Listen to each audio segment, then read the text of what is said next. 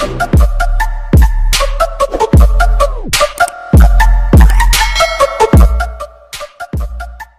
bang magsimula ng isang negosyo kahit nag-aaral ka pa?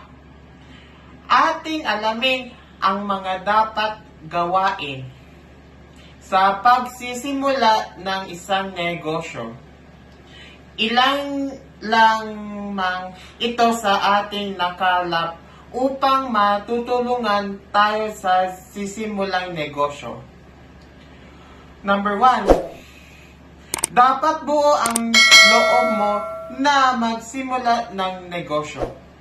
2. Alamin kung ano ang pwede mong simulan kahit na ischandye ka lamang. Number 3.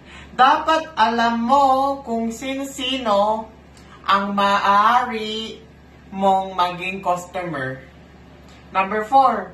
Magsimula sa isang simpleng negosyo na hindi kakain ng iyong oras.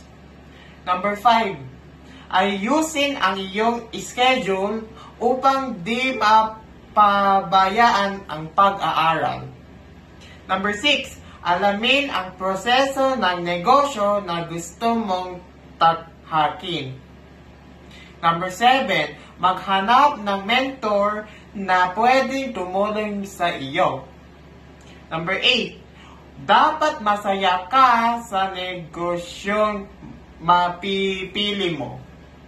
Number 9. Alamin ang kitaan ng iyong negosyo dahil napaka-importante ng bagay na ito. Go! Tandaan, hindi madali ang pangnegosyo, pero sabi niya, pag may tiyaga, may nilaga.